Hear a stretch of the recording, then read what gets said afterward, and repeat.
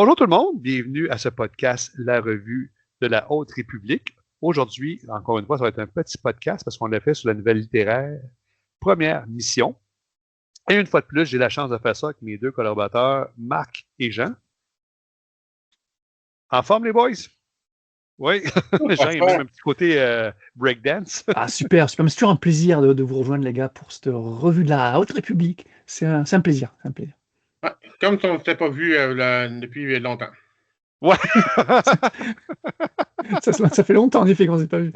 Ah oui, ça fait longtemps. Non, les gens qui ne savent pas, c'est que ce soir, on a décidé qu'on enregistrait on faisait 3 enregistrements sur les 3 nouvelles. Fait qu'on les fait back à back. C'est pour ça qu'il se fait longtemps qu'on ne s'est pas vu. Quel vous devenez, les gars, depuis le temps? T'avais pas de la barbe, la dernière fois que je t'ai vu. Vous avez changé. Donc, comme d'habitude, on va faire des salutations à nos partenaires, à commencer par Dominique de Star Wars Artefact, qui, comme je le dis souvent, allez voir ses bonnes vidéos. Il fait des vidéos sur les objets de collection tels que les sabres laser, les bus, ainsi que les casques. C'est toujours des bonnes vidéos. Il explique toute l'histoire derrière chacun des objets. Et comme d'habitude, je vais laisser Jean faire des saluts. On va saluer je vais saluer d'abord et avant tout Star Wars en direct, notre ami Francis qui n'est pas là, ainsi que Juliane. Et vous pouvez voir Jean qui fait la grosse publicité sur Star Wars en direct. Danny va être content. Alors, fait que Jean, si tu nous parles un peu, c'est quoi là, pour les gens Star Wars en direct, je te laisse la parole. Eh bien, Star Wars en direct, c'est aussi un podcast spécialisé dans Star Wars, mais plus globalement, dans tout ce que Star Wars représente. Donc, on fait des émissions littérature, mais pas que. Il y a aussi plein d'émissions sur les séries, quand les séries sortent, sur les films, quand il y a des films. Là, ça fait un petit moment qu'on n'en a pas eu, quand même. Sur des collections, sur des jeux vidéo, sur un peu tout. Il y a tout. Vraiment, ça traite de tout Star Wars. Vous voyez aussi, il y a aussi des superbes t-shirts que notre leader suprême, Danny Pépin, désigne, parce que c'est son métier de designer comme ça, des artworks juste magnifiques, comme ça. Alors, allez sur le Redbubble, on l'avait pas dit pour la première émission, mais le Redbubble de Star Wars en direct, il y a plein d'idées cadeaux, des t-shirts entre autres, mais pas que, avec plein de designs de Dany, donc c'est génial. Il y a notamment le design de la célébration Japan 2025, qui est superbe. C'est peut-être, allez, personnellement, c'est le best design ever. C'est un Dark Vador qui fait un peu le mont Fuji, là, je sais pas si vous l'avez vu, ce design-là, avec des fleurs de cerisier en bas. Oh là là, c'est magnifique, c'est de toute beauté. Et donc, voilà, vous allez sur Redbubble si vous voulez. Ça aide. C'est un podcast bénévole. Tout le monde est bénévole et fait ça sur son temps libre, comme vous ici à Star Wars Literature Québec. Mais voilà, c'est pour aider justement, comment il s'appelle, Dany, pour payer les serveurs, entre autres, pour payer StreamYard, voilà, qu'on utilise pour enregistrer. Donc ça nous aide un petit peu pour maintenir tout ça en route, quoi. Donc voilà, Star Wars en direct. Mais juste pour dire pourquoi Jean il préfère le design japonais, si on veut.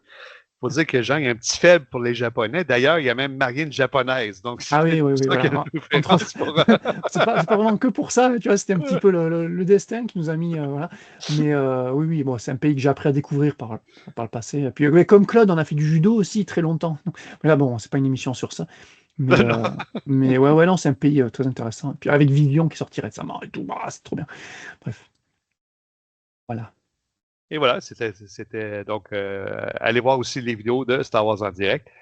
On va passer à la partie description technique. Marc en est rendu spécialiste pour cette partie-là. Marc, je te cède la parole. Parfait. Donc, comme on disait, on parle de la nouvelle première mission qui s'appelle First Duty en version originale. Cette nouvelle a été publiée en 2 parties dans le Star Wars Insider 201 et 202 du 17 mars et du 22 avril 2021 en version originale. Il s'agit de la 2e nouvelle de la série Le Flambeau, Starlight en anglais.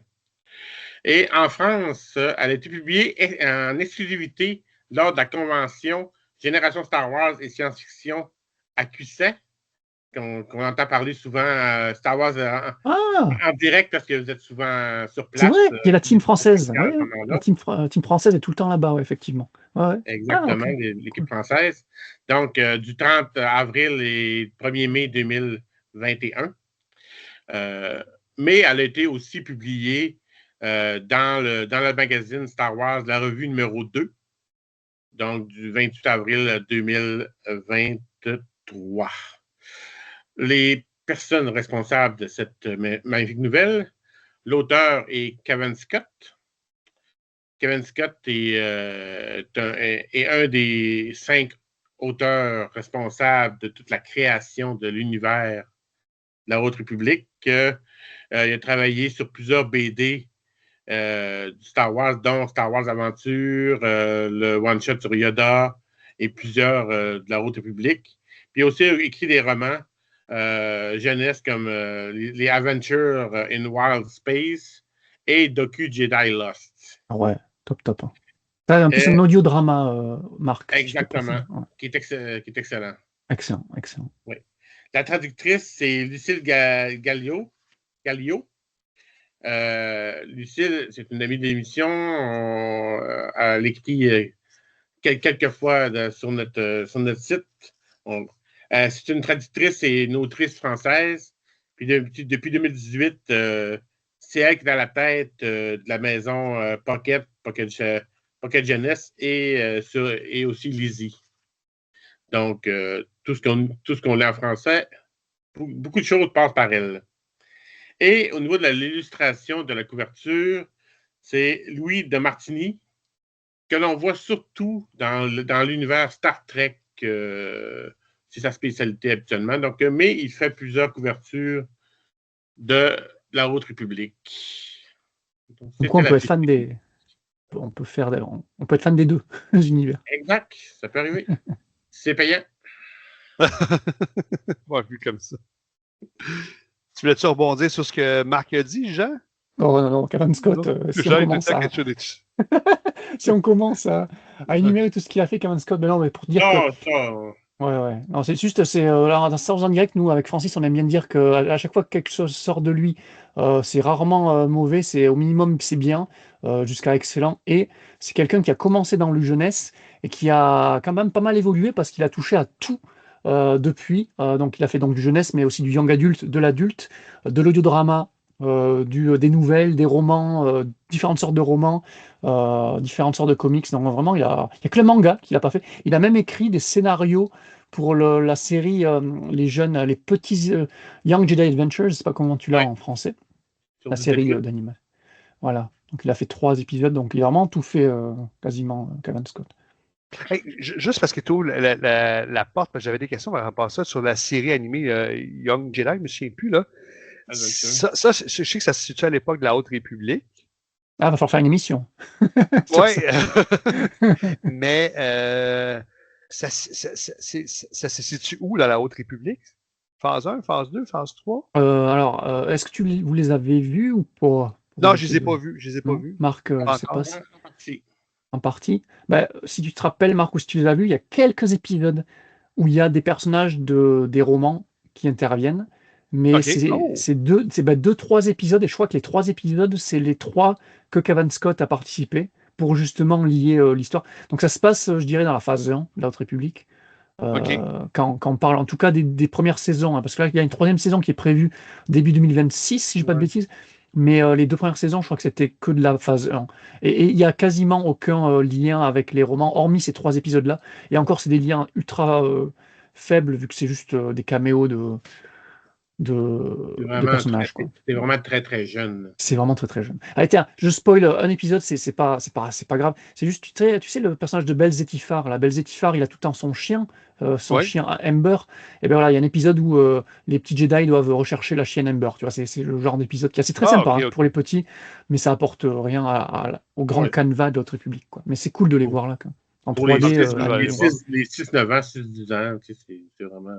Oh, je dirais même plus jeune encore. Hein. Tu peux commencer à 4 ans facile. Hein. C'est vraiment pour les très très jeunes. Hein, là, vraiment. Nous, on les a vus avec ma petite. Très très jeune. J'ai vu 2 épisodes. J'ai réalisé après qu'il y avait 2 séries. Il y a une série, je pense, les épisodes durent genre 4 ou 5 minutes. Puis l'autre, c'est pas ça. Non, c'est pas ça. C'est l'autre. Vous parlez de l'autre qui dure un peu plus longtemps parce que. C'est vraiment des épisodes complets. OK. Ça peut être long. C'est quoi? C'est une vingtaine de minutes, mais ils sont tout le temps coupés en 2. C'est toujours 2 aventures de 10 minutes, en gros. On va dire 10 minutes par épisode, si je me rappelle bien. Ouais. C'est sûr, je vais regarder ça. Eh bien, là, parlant de Kevin Scott, là, présentement, je suis en train de lire Un orage gronde et j'adore vraiment jusqu'à date. Kevin Scott, je l'aime bien. Il n'est pas meilleur que mon Charles Soule jusqu'à date, mais j'adore. C'est très, très Ouais. bon aussi. Mais, OK, on va passer maintenant à notre spécialiste des résumés avec Oh, spoiler. Donc, on avertit les gens. Attention, nous tombons dans le spoiler. Et on va y aller. Jean, la parole est à toi.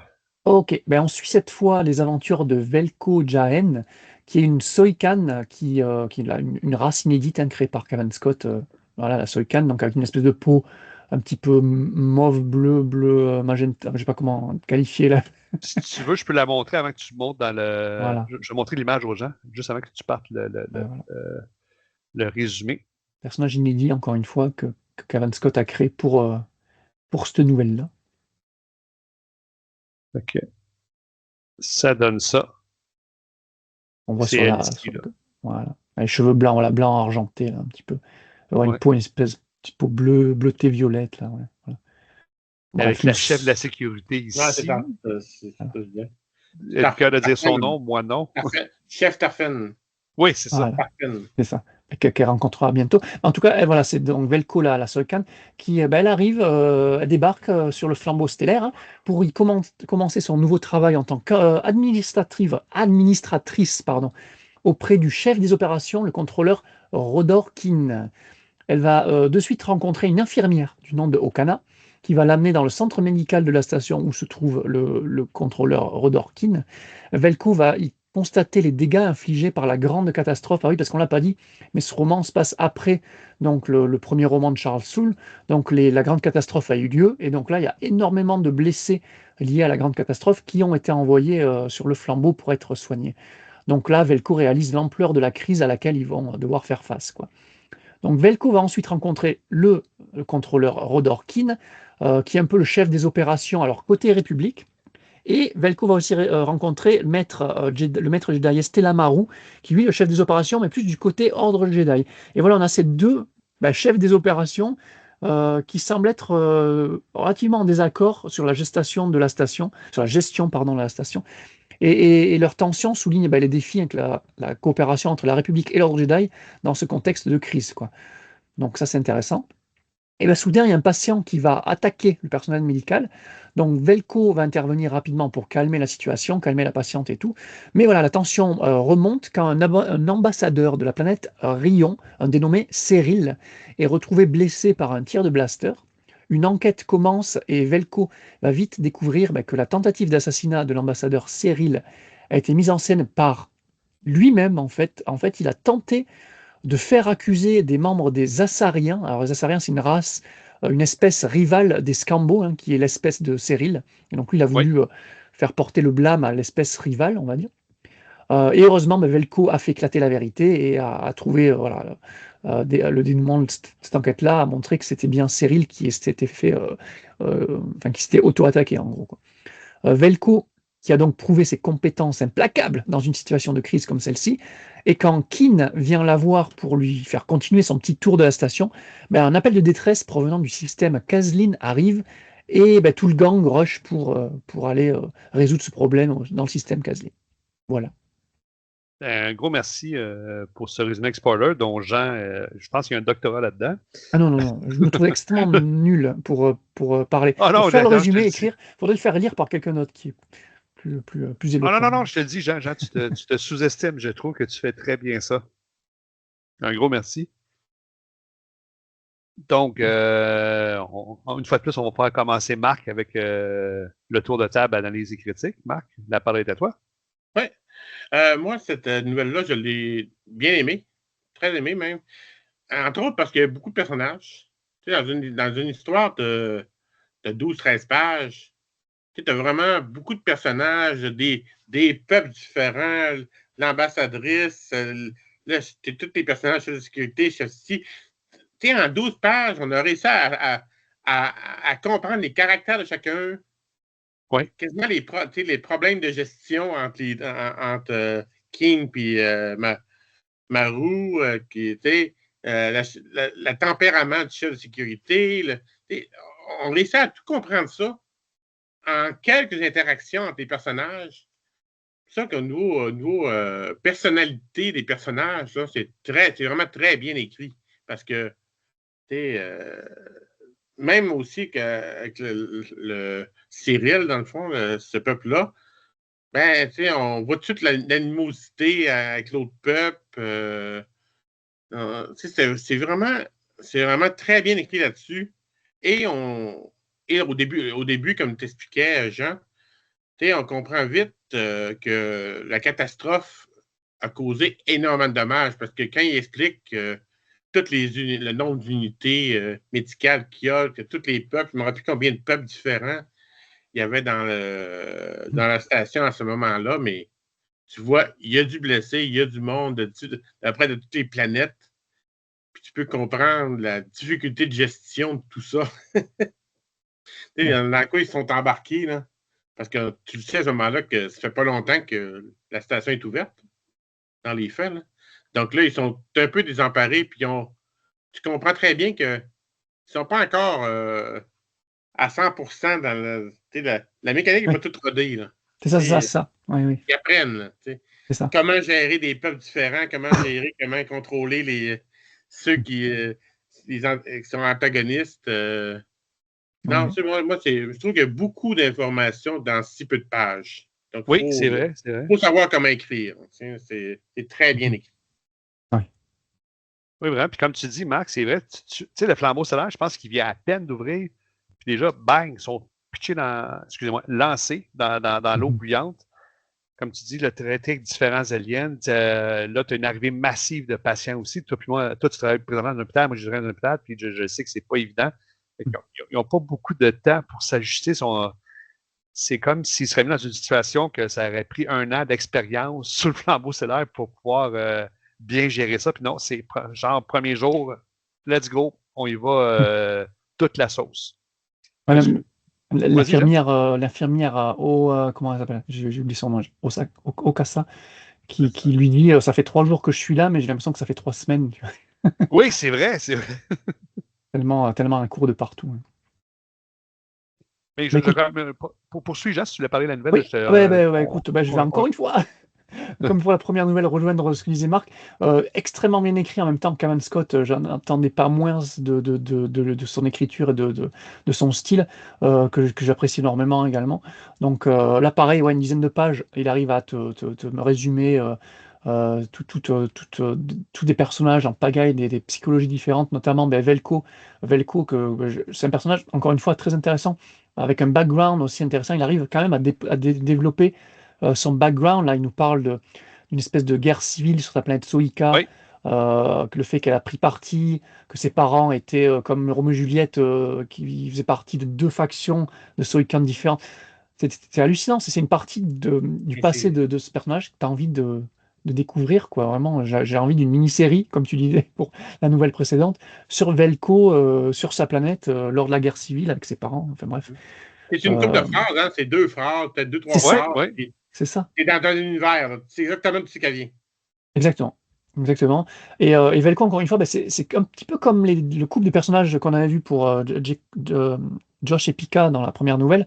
Velko, c'est un personnage alors contrairement à eux, en fait, on la reverra plus souvent plus tard dans la Haute République, mais en mode personnage secondaire dans le background, tu vois. Et alors elle est là, et alors elle est marquante parce que physiquement, elle a quelque chose de spécial, quoi, sa couleur de peau, on l'a dit, le fait que ce soit une alien qui a une place d'importance dans la République. Et elle sera souvent dans le comics, notamment de Cavan Scott, La Haute République. Mais encore une fois, jamais sur le devant de la scène, tu vois, tout le temps dans le background. Et là, en apprendre plus sur un personnage comme ça, secondaire, ça m'a fait grandement plaisir, quoi. Pareil pour Cyril, qui est un peu l'antagoniste de cette nouvelle-là. Lui, par contre, c'est l'opposé, lui, on le verra plus, mais bon, c'est pas plus mal, parce que lui, dès le départ, c'est vraiment, encore une fois, l'écriture de Cavan Scott, direct, il t'antagonise à fond, et c'est quelqu'un qui n'apprécie jamais, quoi. C'est le gars. Voilà, tu vois que l'hôpital, enfin la station entière est à feu à sang à cause de la crise là, du Legacy Run. Et puis lui, il veut sa chambre privée, il veut un garde du corps à la porte, il veut nanana, il veut ci, il veut ça. Et il est ultra chiant. Et quand tu apprends plus tard que c'est lui qui a organisé tout ce... C'est une perte de temps énorme pour le staff, quoi. Enfin, pour Velko comme pour tout le staff, quoi. Enfin, il a fait perdre du temps énorme et précieux pour toute la partie de staff de la station, tu apprends qu'il a voulu, il a voulu blâmer une autre race juste par principe, quoi. C'est hallucinant, quoi. C'est ce genre de personnage que tu détestes, mais que voilà, Cavan Scott, encore une fois, arrive à magnifiquement écrire. Et puis après, voilà, donc on voit, on le notait, la Mancala Gal Tarfpen, qui est donc la Mancala qui est la chef de la sécurité de la station, qui elle aussi, un petit peu comme le personnage principal, on la verra relativement souvent par la suite. Mais ouais, de manière générale, comme toi, Marc, je trouve que Cavan Scott, il arrivait extrêmement bien à, pas qu'à résumer, mais aussi à ouvrir l'univers, parce qu'il introduit énormément de choses, on le verra un petit peu dans les anecdotes après, des détails qui seront importants par la suite, quoi. Donc il sème déjà quelques petites graines, avec notamment la présence de personnages dans cette nouvelle, et ouais, c'est une super lecture, très divertissante. On pourrait facilement, avec autant Valco, Keen, Tarfen, on pourrait facilement partir chacun de leur côté et faire une histoire. Juste avec c'est juste ça, là, c'est... En plus de ça, voilà, on serait intéressé à le savoir. Voilà, t'as Estelle Amaru, donc pareil, qui est un Jedi qu'on verra bien souvent. Sa rivalité avec Kin, justement. Avar Chris, il a aussi dans cette nouvelle. Elle a son titre de Marshal, je crois. Donc c'est après voilà. Donc elle est Marshal de la station, enfin, voilà. On parle qu'elle a sauvé, enfin que c'est l'héroïne d'Etzal, c'est un peu son surnom. Ancrant encore plus cette nouvelle dans la continuité du roman de Charles Soule. Il y a Guinol, qui est l'espèce de médecin anacondan. Alors c'est génial, ça, la race des anacondans, qui sont des serpents géants. Et là, c'est un docteur qui a une espèce de patte cybernétique, tu vois, parce que c'est un serpent, donc il a besoin de membres pour faire son taf de médecin, tu vois. Donc c'est intéressant. C'est une race déjà connue, mais moi je la connaissais pas plus que ça avant. On le voit encore une fois dans le comics, mais là aussi. Et c'est intéressant. Cyril, voilà. Nibasek aussi revient avec son padawan Buryaga, donc il y a beaucoup de personnages. Oui, mais tu sais, je rebondis les deux, ce que vous dites, c'est vrai. Il est vraiment bon, Cavan Scott, pour, je sais pas comment dire ça, synthétiser, si on veut. C'est 15 pages, mais tu as l'impression, là, c'est peut-être 30-40 pages, on dirait, mais il était capable de mettre beaucoup de stock. Puis comme vous dites, il y a la présence de beaucoup de variétés d'aliens. C'est pas, exemple, on est sur Tokyo, il y a plein de... Non, il y a plusieurs sortes d'aliens différents. Puis il faut qu'en une ou deux phrases, ils nous les décrivent pour qu'on puisse visualiser qu'est-ce qu'ils ont l'air, puis ils réussissent. Non, vraiment, là, bravo là-dessus, Cavan Scott. Il a vraiment bien fait ça. Puis en partant, il embarque vite dans le vif du sujet. Dès le début, on sait que Velko, c'est une femme qui semble facile à impressionner, qui n'aime pas être le centre d'attention. Tu sais, tout de suite, on voit sa personnalité. Donc, vraiment bravo. Moi aussi, j'ai bien aimé cette nouvelle-là. La seule chose, peut-être, j'irai plus en détail, je peux en parler tout de suite un peu. J'ai trouvé que le punch était un petit peu prévisible, par contre. Ah oui. C'est ça, quand il faut trouver c'est qui a fait l'attentat, je me doutais que c'était lui-même. Ah oui, ouais. Je m'en doutais pas, tu vois. Ouais. La minute qu'ils ont dit, tu peux aller enquêter sur le... Tu sais, quand ils ont dit que l'image était coupée, qu'on pourrait... Puis là, qu'elle se demande, mais comment qu'elle a fait pour sortir le tir? C'était là, là, ça n'a pas été long que j'ai eu... je me doutais que c'était lui. Et le fait qu'il soit antipathique dès le départ, tu dis, lui, il est pas net. Il est pas net. Non, c'est ça. Mais non, j'ai bien aimé la nouvelle. Ça présente bien les personnages. Puis là, tu dis qu'on va les revoir, là, Velko et la chef de la sécurité. On va les revoir en rôle secondaire, bien sûr, dans les romans, dans les BD, les deux. Si je me rappelle bien, dans la BD de Cavan Scott, justement, vu que c'est le même auteur, c'est sûr, parce que je me rappelle les avoir vus les deux. Mais dans d'autres romans, sûrement, mais étant des employés du flambeau. Ouais. Et pareil, comme Pika et Josh, je trouve que Velko, c'est la définition parfaite d'une personne ultra professionnelle, ultra compétente dans ce qu'elle fait. Ouais. Tu vois, elle arrive là comme petite nouvelle qui est censée être l'aide de comment il s'appelle, de Kin, de Rodor Kin. Et au final, elle s'avère ultra, tu vois, elle est ultra calme. dans les moments où tout le monde s'engueule, tout le monde parle comme ça, elle reste calme, elle prend le temps de s'arrêter, de penser, de réfléchir au truc. D'ailleurs, Avar Chris notera le fait que voilà, c'est comme ça qu'il faut faire. C'est dans une situation de crise comme ça, il faut se calmer et puis commencer à réfléchir un petit peu à la situation. Et ouais, c'est un super personnage, Velko. Ouais. Ouais, parce que surtout à faire de la sécurité, puis j'étais pas du tout pour ça. Ouais, c'est ça, à la base, elle n'est pas là. Ouais. Elle travaille avec la chef sécurité, puis c'est pas sa job, là, c'est pas son travail. Même quand elle rentre dans la chambre de Cyril, là, elle ne savait pas à quoi s'attendre, puis lui, tout de suite, il pensait que c'était sa future garde du corps. Elle essaie depuis la... Non, c'est pas moi. Elle essaie, mais l'autre, il la coupe tout le temps, puis sais-tu qui je suis, puis c'est drôle. Comme je dis, au début, elle est facilement impressionnable, mais elle développe une certaine confiance en elle. Je ne sais pas si on peut dire scène, c'est tellement court. Il y a une scène que j'ai trouvé drôle. Là, je pense que c'est Avar Chris ou King qui dit non, toi, tu viens pas avec nous, tu dois faire le rapport sur l'incident. Oui, c'est vrai. Puis là, t'as le maître Jedi Maru qui dit ah, t'es chanceux, tu peux faire un rapport. Puis là, elle dit ben oui, c'est ça, j'ai dit ça. Ah, ben c'est pour ça que je te trouve chanceux. Lui, il était sérieux. Elle demande tu veux-tu faire le rapport? Il dit non, j'aurai pas le temps. Il est déçu, là, mais lui, il aime ça, le Maru, là, ces détails-là. Parce que Maru, on le verra souvent en train de pianoter sur ses ordinateurs, lui, il aime bien rester. Mais ouais, et c'est marrant ce passage-là que tu mentionnes, JF, ouais, c'est le passage où justement elle se sent un petit peu pas considérée comme à 100% de son potentiel, tu vois. On la laisse vraiment de côté. Et alors qu'on le verra, ben, elle arrive quand même à gérer 2 crises, la patiente déjà qui pète un boulon et puis l'attentat. Après. Oui, c'est vrai, parce que la patiente qui attaque le membre du personnel, c'est pas volontaire. Là. Elle est dans un état second, je pense. Je ne sais plus quelle réaction qu'elle a eue à un médicament ou peut-être pas. Ouais, c'est un truc comme ça. Ouais. C'est ça. Puis là, elle pète les plombs, puis elle s'en prend à tout le monde. Puis encore une fois, c'est Velko qui réussit avec une injection à la calmer. Ouais. Mais c'est pendant ce temps-là que se produit le faux attentat, si on veut. Ouais, parce que tout le monde quitte la chambre à la course. Ouais. Il laisse tout seul. Ouais. Sans et en plus de ça, donc tu as le côté Velko, mais aussi tu as le côté donc Estella Maru et Kin, donc qui représentent les 2 groupuscules, donc la République et l'Ordre Jedi, qui, on le voit bien, tu me disais Marc, qui ont vraiment du mal à s'organiser et à gérer la situation ensemble, quoi. Ils sont vraiment chacun de leur côté, ils ont chacun leurs idées. Et ils sont un peu tendus l'un envers l'autre, donc c'est intéressant. Comme quoi, c'est vraiment le début de la collaboration République-Ordre Jedi, quoi.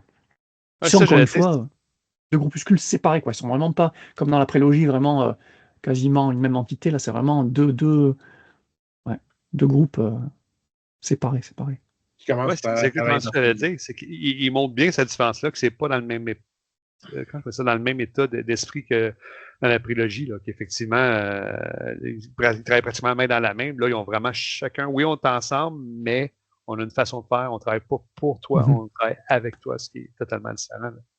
Tu l'as dit, Marc? Non, c'est chaud. C'est beau? OK. Tu ne seras pas fâché, je ne t'ai pas interrompu dans une idée, là. Non, ça va. Est-ce que vous voulez rajouter d'autres choses avant de passer autour de table pour la note? Ben, comme d'hab, ouais, j'avais juste 2-3 trucs. Mais vas-y, c'est là que gêne-toi pas, garde-toi. C'est juste là, en mode trivia à la fin, j'aime bien, parce que les Assariens et les Skembo, donc Skembo c'est la race du fameux Cyril, là, et l'Assarien, donc c'est la race qui l'accuse d'être le responsable de son attentat. C'est donc des races inédites créées par Scott, tu vois, moi je me demande toujours si c'est des races déjà existantes ou quoi, du Legends qui recanonnent, parfois ça arrive. Là, non, c'est Scott qui les a créées pour cette nouvelle-là. Et ces 2 races aliens, donc vraiment spécifiques, hein, donc comme tu le disais, Marc, il les décrit vite fait. Donc voilà, ils ont vraiment, il y a une race un peu poilue avec plein de cheveux, l'autre avec des pattes courtes ou je sais pas quoi, enfin bref, la description dans la nouvelle. Et le personnage de Rodorkin, c'est intéressant, donc le chef des opérations du côté République. Il est déjà apparu dans le comic de la République, de la Haute République qu'on a chroniqué, et dont l'émission est sortie, je pense, un peu avant JF, mais qui n'est pas nommé comme Rodorkin dans le comics. Et en fait, on pensait que Scott avait un peu retcon le personnage qu'il avait nommé ensuite. Mais non, en fait, dans les scripts du comics, donc dans les détails textuels de Cavan Scott, il avait déjà nommé, dès le numéro 1 du comics, donc qui est sorti encore une fois avant la nouvelle, Rodorkin. Donc c'est pas un personnage qu'on verra plus que ça dans la suite. Mais voilà, de temps en temps, background, vite fait, quoi. Et dernier truc, c'est voilà, à la fin, la nouvelle finit quand même avec le système Caslin mentionné en fin de nouvelle. Et c'est là où se déroule, si tu te rappelles bien dans le comics, si vous vous rappelez bien, parce qu'on a fait l'émission ensemble, dans le comics La Haute République de Cavan Scott, le fameux vaisseau détruit par les Nihil, où il retrouve le corps du Hutt, complètement tué par Ah les... oui, par les- le dessin était superbe. Voilà. Je me souviens, C'était on fameux, l'avait c'était mis vraiment. Et c'était là. C'était là, c'était Ouais. là. En fait, voilà, ils sont appelés pour cet incident-là. Donc, si tu enchaînes avec le comics, voilà, ben, c'est ça, quoi. Enfin, on, Ok, on voit... j'apprends, ça vient là. J'avais Ouais, pas remarqué, non. voilà. Mais Casimir. c'est le fun, c'est ça, parce que je veux juste rappeler aux gens, ce projet-là de la Haute République, il est multimédia, comme qu'on dit, c'est romans jeunesse, bibliothèque verte, manga, nouvelles, BD. Oui. Puis c'est le fun parce qu'il y a vraiment des liens, sans des liens de force majeure qui se font quand je parlais ça, d'un livre à l'autre. Là. Vraiment, j'adore ce concept-là. Là, jusqu'à là, il est bien réussi. Tu allais dire, Marc? Mais le fait que c'est un groupe d'auteurs qui créent ensemble l'histoire, les liens sont beaucoup plus faciles à faire. Tu sais. Oui, De quoi ils effectivement. parlent.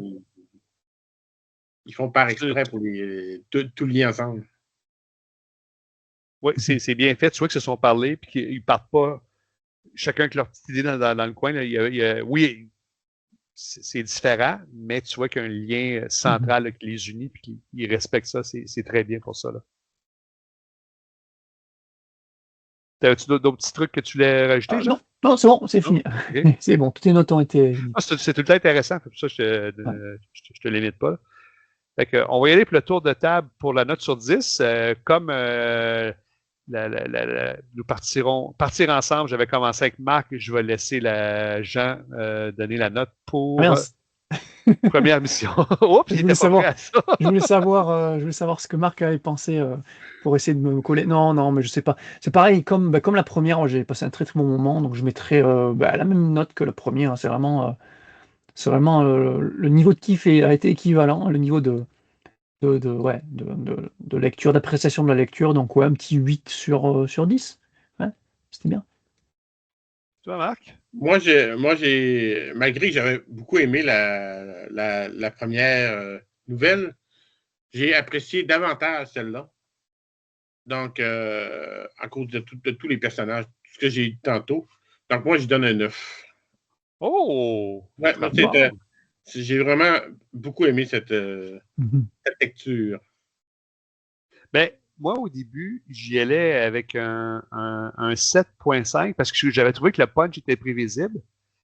Mais en revisant avec vous, il y avait des points que j'avais déjà vus, mais il m'avait rajouté. C'est vrai que le temps de Kevin Scott était incroyable. Là. En 15 pages, on ne répétera pas tout, là, mais tout ce qu'on vient de dire, il a réussi à le faire.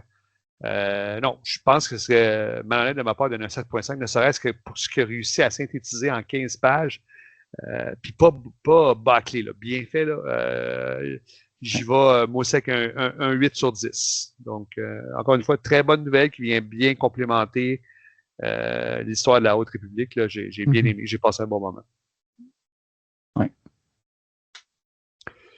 Donc, avant de passer au mot de la fin, le prochain podcast qu'on va faire, ça va être encore une fois une nouvelle littéraire, donc encore une fois un petit podcast à venir. Ça va être la nouvelle littéraire sur Menaces cachées, qu'on va faire encore une fois vos 3 préférés, Marc, Jean et moi. Parfait. Donc, je vais laisser l'avant-mot de la fin à Jean pour qu'il puisse dire où est-ce que vous pouvez, sur quel média vous pouvez retrouver Star Wars en direct. Jean, la parole est à toi. Et ouais, toujours pareil, Star Wars en direct, donc disponible en podcast sur... c'est vrai que je n'avais pas mentionné ça lors de la première émission, mais sur Apple Podcast, Spotify, toutes les plateformes de podcast habituelles, et également sur les réseaux. Donc on a une chaîne YouTube, on est sur Discord, sur X, sur Thread, sur Instagram, sur Facebook, sur Blue Sky, et c'est vrai que j'avais oublié celui-là aussi, Blue Sky, enfin, sur tous les réseaux du moment, quoi. Donc voilà, vous pouvez nous retrouver partout. Êtes-vous sur tout le social de Donald Trump? Alors, pas celui-là, ça m'étonnerait, à moins qu'on m'ait pas dit. Non. Effectivement, je suis un peu déçu, non, c'est pas vrai. Sûrement pas, je pense pas qu'on y sera. Non, je pense pas non plus que ça, on va aller là. Ben, de l'autre côté, pour Star Wars Littérature Québec, nous, vous pouvez nous retrouver donc sur YouTube, Facebook, Instagram, Spotify. J'ai tout le temps l'impression que j'ai oublié un, Marc. Non, c'est 4. Il y en a 4. Il y en a 4, fait que je suis correct, c'est ces 4-là. Avant de vous quitter, bien sûr, je remercie mes 2 collaborateurs, Marc et Jean, de s'être prêtés au jeu. Ça fut bien agréable. Et je m'en voudrais de ne pas remercier, bien sûr, ceux qui font le montage, c'est-à-dire Guillaume et Claude, parce que ce serait pas possible de faire cette vidéo-là. S'ils ne seraient pas là, ils font des très bons montages. Et je vous apprécie beaucoup, les gars. Donc, sur ce, je vous souhaite une bonne soirée à tous et n'oubliez pas de nous liker. Bonne soirée. Merci bien.